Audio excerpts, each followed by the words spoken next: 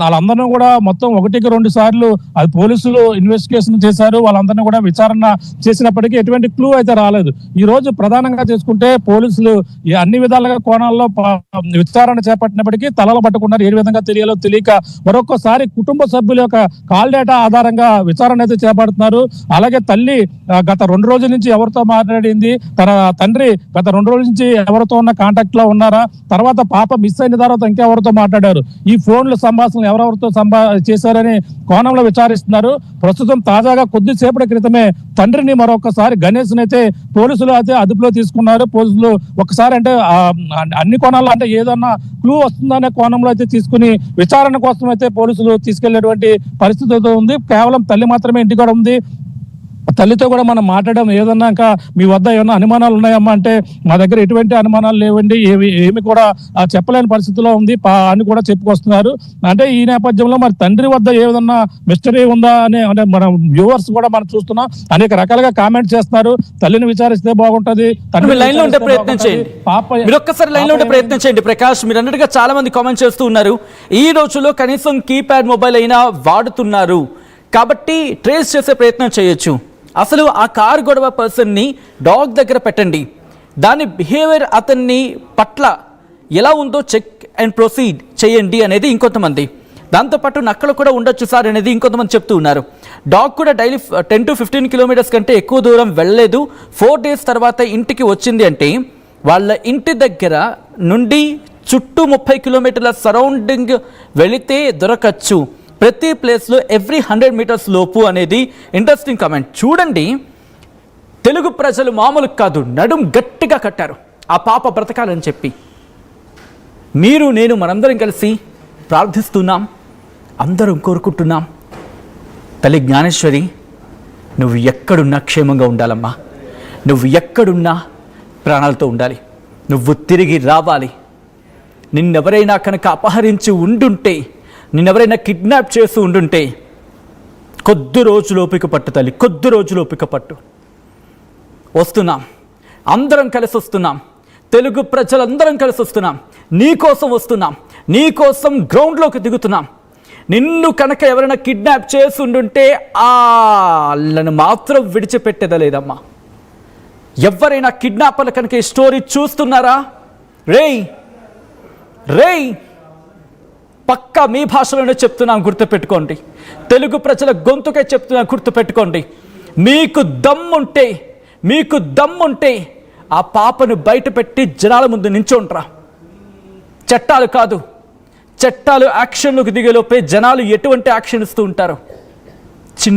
చిన్న పాపరా, 2-3 ఏళ్ల పాపరా, కూడా కిడ్నాప్ కోణం ఉండుంటే కనుక గుర్తుపెట్టుకోండి, మిమ్మల్ని తెలుగు ప్రజలు విడిచిపెట్టరు. రగిలిపోతూ ఉన్నారు, ఒక్కొక్కరు రగిలిపోతున్నారు కోపంతో. తిండి నిద్రలు మానేసి మరి చూస్తూ ఉన్నారు, ఆ చిన్నారి దొరక్కపోతుందా, ఆ చిన్నారి ఎక్కడైనా క్షేమంగా లేకపోయి ఉండుంటుందా అని చెప్పి. కిడ్నాప్ కోణం కనుక ఉండుంటే తెలుగు ప్రజలు మిమ్మల్ని విడిచిపెట్టరై. ఎప్పటికైనా మించిపోయింది లేదు. కారణం ఏదైనా కావచ్చు, మీరు కనుక కిడ్నాప్ చేసి ఉండుంటే, ప్రాణాల మీద మీకు విలువ ఉండుంటే, ప్రాణం మీద ఎక్కడైనా మీకు రుచి ఉండుంటే, మీ ప్రాణం మీద ఎక్కడైనా మీకు ఆశ ఉండుంటే వెంటనే వెళ్ళి పోలీసులకు లొంగిపోండి. వెంటనే ఆ పాపను అప్పచెప్పి పోలీసుల ముందు లొంగిపోండి. మిమ్మల్ని ప్రాణాలతో కాపాడతారు వాళ్ళు. ఆఖరి కనీసం జైల్లో చెప్పకూడైనా దక్కి మీరు బ్రతుకుతారు. లేదు కాదు కూడదని చెప్పి ఇంకొక ఆలోచనకు వెళ్ళారా, ఇంకొక ఆలోచన చేశారా, నిర్మోహమాటంగా మిమ్మల్ని విడిచిపెట్టేది లేదు తెలుగు ప్రజలు. అండ్ చాలామంది మాట్లాడుతున్నారు, కామెంట్ చేసే ప్రయత్నం చేస్తున్నారు. అండ్ మీరు కూడా మీ ఒపీనియన్, నేను ఒపీనియన్ అన్ను, ఇన్వెస్టిగేషన్లో ఇంకా ఏం కావాలి.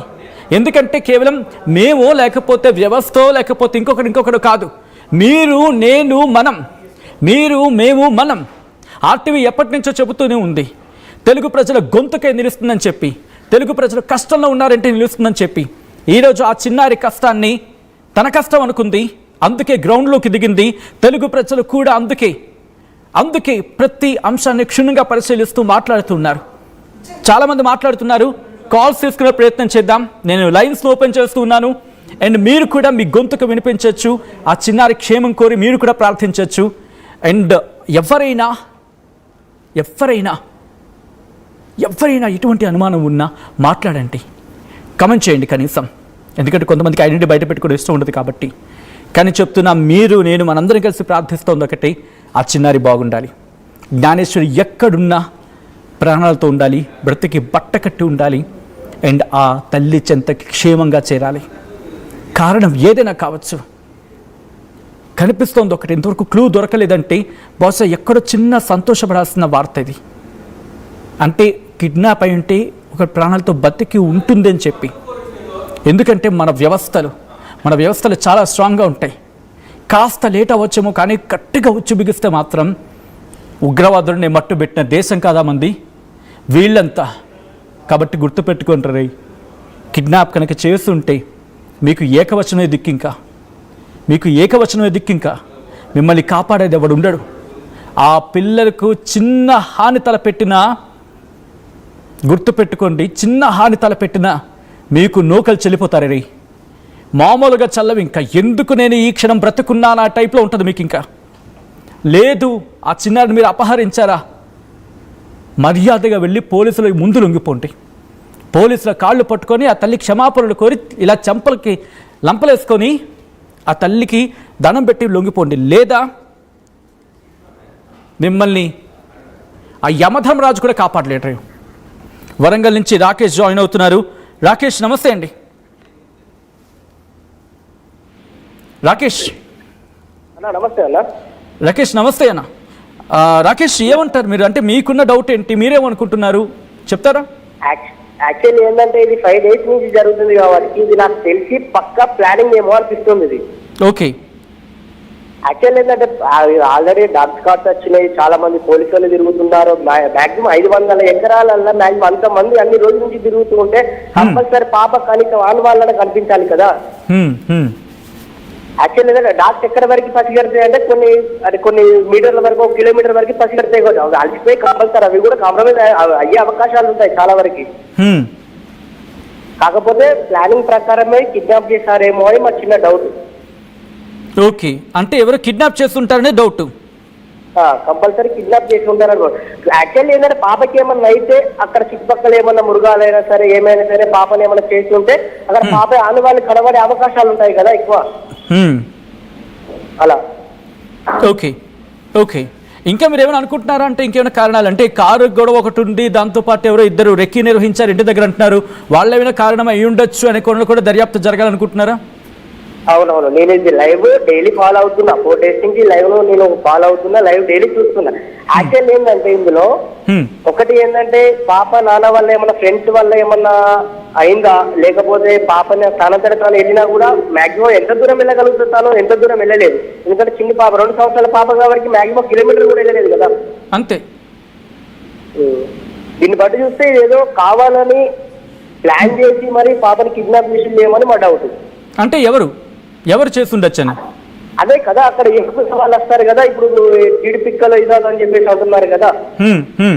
ఇప్పుడు రేపు ఏముందన్న, చాలా మందికి పిల్లలు లేరు అని చెప్పేసి కిడ్నాప్ చేసి తీసుకుపోయి మా పిల్లలు అని చెప్పేసి చాలుకుంటున్నారు కదా చాలా మంది.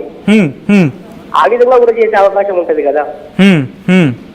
అలా కూడా ఒకసారి చుట్టుపక్కల పోలీసులు ఏం చేయాలని, చుట్టుపక్కల విలేజ్లలో కానీ చుట్టుపక్కల మామూలుగా దగ్గర ఉన్న సిటీ కెమెరాలలో కానీ కంపల్సరీ చెక్ చేయాలని మీరు అనుకుంటున్నా. Right Rakesh, thanks for calling. Vijay Pithapuram నుంచి కాల్ చేస్తున్నారు. 2 తెలుగు రాష్ట్రాల ప్రజలు మొక్కని దేవుడు లేదు,